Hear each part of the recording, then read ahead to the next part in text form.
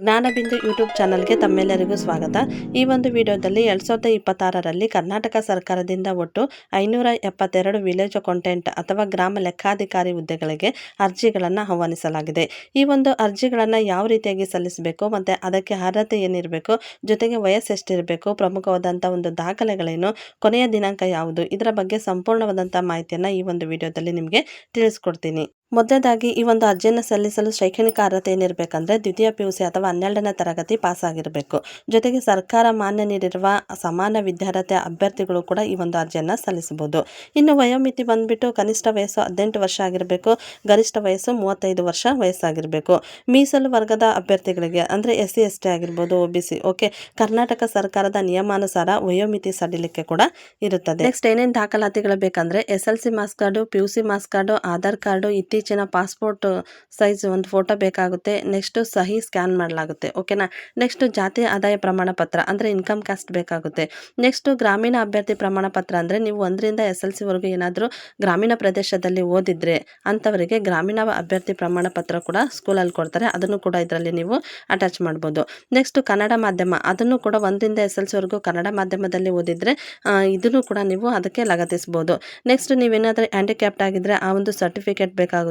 ಮಾಜಿ ಸೈನಿಕರ ಒಂದು ಮಗ ಅಥವಾ ಆಗಿದ್ರೆ ನೀವು ಪ್ರಮಾಣ ಪತ್ರ ಕೂಡ ಬೇಕಾಗುತ್ತೆ. ನೆಕ್ಸ್ಟ್ ಮೊಬೈಲ್ ಸಂಖ್ಯೆ ಬೇಕಾಗುತ್ತೆ. ನೆಕ್ಸ್ಟ್ ಇಮೇಲ್ ID ಬೇಕಾಗುತ್ತದೆ. ಈ ಎಲ್ಲ ದಾಖಲಾತಿಗಳು ಕೂಡ ಅವಶ್ಯಕವಾಗಿ ಅರ್ಜಿಗಳನ್ನು ಸಲ್ಲಿಸಲು ಬೇಕಾಗುತ್ತೆ.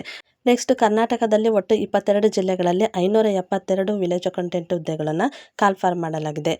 ಬೆಂಗಳೂರು ನಗರ 20, ಬೆಂಗಳೂರು ಗ್ರಾಮಾಂತರ 29, ಚಿತ್ರದುರ್ಗ 15, ಚಿಕ್ಕಬಳ್ಳಾಪುರ 21, ತುಮಕೂರು 50, ಶಿವಮೊಗ್ಗ 18, ಕೋಲಾರ 22, ರಾಮನಗರ 30, ಮೈಸೂರು 45, ಮಂಡ್ಯದಲ್ಲಿ 50, ಹಾಸನ 35, ನೆಕ್ಸ್ಟ್ ಉಡುಪಿಯಲ್ಲಿ 10, ದಕ್ಷಿಣ ಕನ್ನಡ 37, ಚಾಮರಾಜನಗರ 31, ಚಿಕ್ಕಮಗಳೂರು 10, ನೆಕ್ಸ್ಟ್ ಬೆಳಗಾವಿ 48, ಬಾಗಲಕೋಟೆ 16, ಗದಗ 14, ಹಾವೇರಿ 15, ಕಲಬುರಗಿ 35, ಬೀದರ್ 16, ರಾಯಚೂರು 5. ಓಕೆನಾ.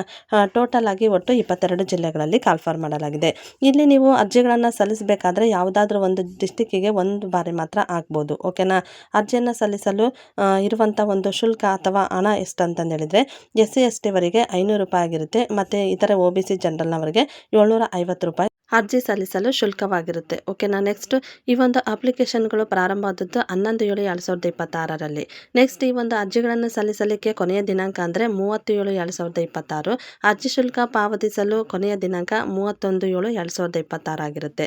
ಇನ್ನು ಪರೀಕ್ಷೆಗಳು ಯಾವಾಗ ನಡೀತವೆ ಅಂದರೆ ಸಾಮಾನ್ಯ RPC ಜಿಲ್ಲೆಗಳಲ್ಲಿ 4/10/2026ರಲ್ಲಿ, ಜೊತೆಗೆ ಕಲ್ಯಾಣ ಕರ್ನಾಟಕ ಜಿಲ್ಲೆಗಳಲ್ಲಿ 25/10/2026ರಲ್ಲಿ ನಡೆಯಲಿವೆ ಅಂತಂದು ಹೇಳ್ಬಿಟ್ಟು ಸರ್ಕಾರದಿಂದ ಈ ಒಂದು ಡೇಟ್ಗಳನ್ನು ಹೊರಡಿಸಲಾಗಿದೆ. ನೆಕ್ಸ್ಟ್ ಈ ಒಂದು ಪರೀಕ್ಷೆಗಳು 2 ಹಂತಗಳಲ್ಲಿ ನಡೀತವೆ. ಮೊದಲೇ ಪೇಪರು ಕಡ್ಡಾಯವಾಗಿ ಕನ್ನಡ ಭಾಷೆ ಪರೀಕ್ಷೆಗೆ ಸಂಬಂಧಪಟ್ಟಿರ್ತದೆ, ಅದರಲ್ಲಿ ಕ್ವಾಲಿಫೈ ಆಗಿರಬೇಕು.